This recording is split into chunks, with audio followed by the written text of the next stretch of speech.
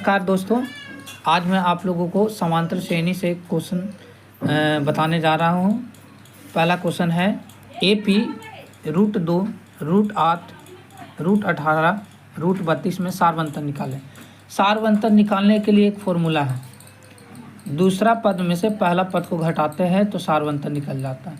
और √8 को और सिंपल करना पड़ेगा। √8 का वर्गमूल क्या होता है तो देखिए, सीखिए कैसे क्या होता है। 2 से 4 बार में लगा, 2 से 2 बार में लगा, 2 से 1 बार। जो पेयर लगेगा उसको पेयर को एक बार लिखते हैं और जो सिंगल रह गया वो रूट में जाएगा।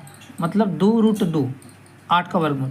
तो दूसरा में से पहला को घटाना तो दूसरा वैल्यू तो ये है 2 √2 8 की जगह पे, माइनस पहला वैल्यू तुम्हारा ये है √2 है, यहाँ कुछ नहीं तो मान 2 √2 में से 1 √2 गया तो क्या बचा √2।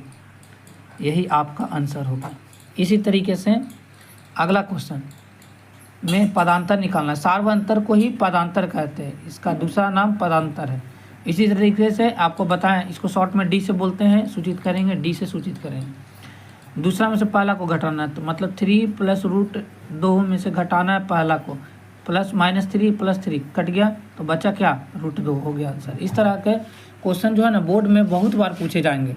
क्लास 10th के बोर्ड एग्जाम में VBI क्वेश्चन है, ये आना ही रहता है। इसको देखिए, इसी तरह पदांतर निकाले तो दूसरा को आगे सोल्व कर लीजिए। 3 दूनी के 6 7/3। अब हमको पता है कि दूसरा में से पहला को घटाते हैं तो 7/3 में से घटाना है 2 को। यहाँ LCM बन गया, बिन का घटाव बन गया। LCM लेंगे 3, यहाँ 7 माइनस यहाँ से 3 दूनी के 6, मतलब 1/3 आंसर। इसी तरीके से आप खुद से निकाल सकते हैं। पदांतर निकाले, बार बार उसी तरह का क्वेश्चन करवा रहे हैं ताकि आप लोगों को रिपीट हो जाए, हेजिटेशन खत्म हो जाए। D बराबर, D मतलब पदांतर। दूसरा में से पहला को, तो दूसरा -1 है, घटाना है।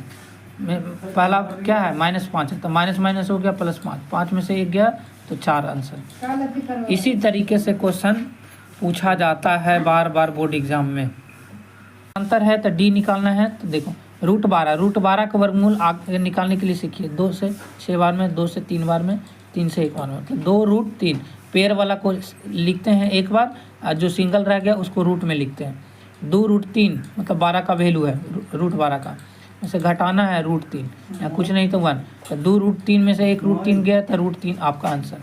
इसी तरीके से बोर्ड एग्जाम में बहुत सारे क्वेश्चन करवाएंगे। इसके लिए आप लाइक और सब्सक्राइब कीजिए, जितना ज़्यादा मेरे वीडियो को वायरल कीजिए, आगे बढ़ाइए, ताकि मैं बोर्ड का एग्ज़ाम में 2026 में आप लोगों को हेल्प कर सकूं। धन्यवाद।